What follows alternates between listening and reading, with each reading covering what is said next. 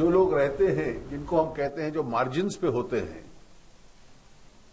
उनकी स्वाभाविक रूप से स्थिति में इससे बहुत बड़ा लाभ नहीं हो पाता। और इसलिए जितनी भी योजनाएं सरकार कल्पना करती है,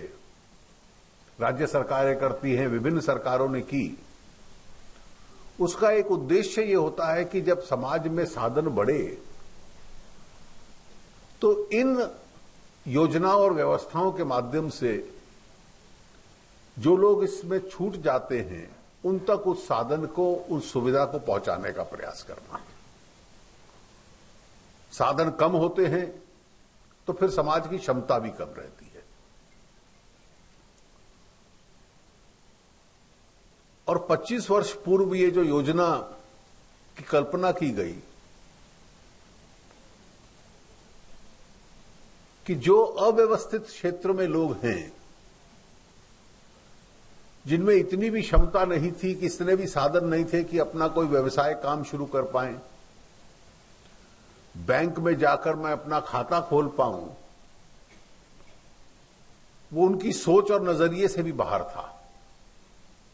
और शायद अपने में इतना विश्वास भी नहीं होता था कि मैं वहां तक पहुंच पाऊंगा।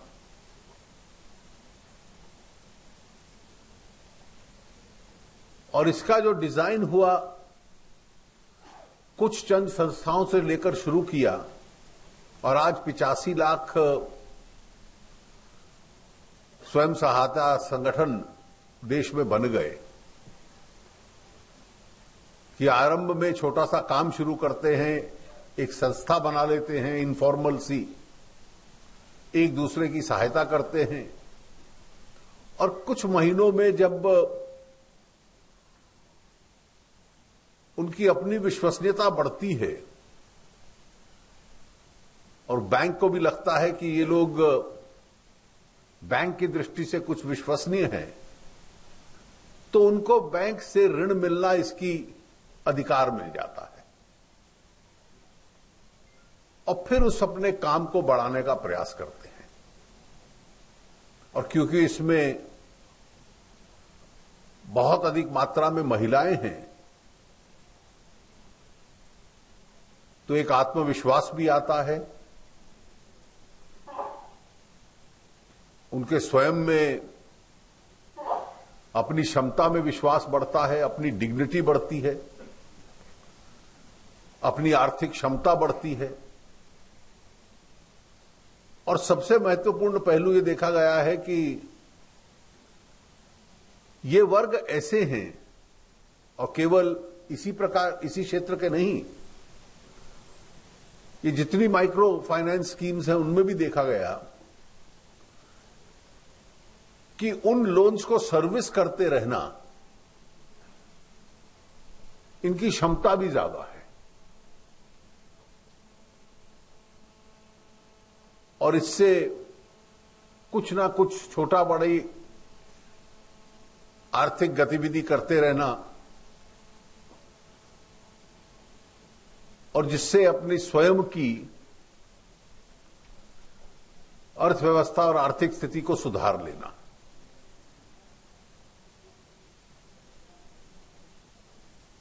इस देश की ये वास्तविकता है कि जो अव्यवस्थित इस प्रकार के क्षेत्र में लोग अपने लिए काम ढूंढते हैं, उसकी संख्या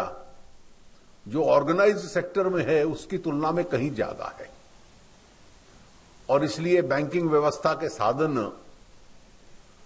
अलग अलग योजनाओं के माध्यम से इस क्षेत्र के अंदर डाइवर्ट हों, तो शायद उसमें रोजगार बनाना और रोजगार बढ़ाना दोनों की क्षमता बढ़ती है। मैं तो मानता हूं कि जो गीत हमारी हिमाचल से आई महिलाओं ने गाया, जिस किसी ने उसकी शब्द रचना की होगी, इसके पीछे जितना भी विचार था और उस विचार के पीछे एक आत्मविश्वास भी था, एक सेल्फ रिस्पेक्ट था, एक कॉन्फिडेंस था अपना, वो सारा उसका प्रकटीकरण उस गीत के अंदर हुआ। और इस प्रकार की योजना में इतनी बड़ी संख्या में एनजीओज और सिविल सोसाइटी के लोग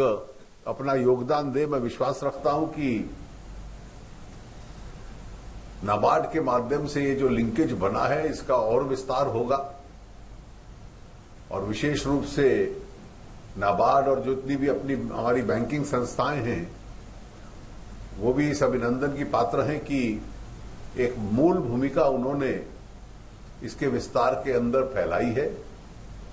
मैं एक बार फिर इस 25वीं सालगिरह इस योजना की उस पे आप सबका और विशेष रूप से जिन्होंने इसमें योगदान दिया इसको सफल बनाने में उनका बहुत बहुत अभिनंदन करता हूं। आप सबका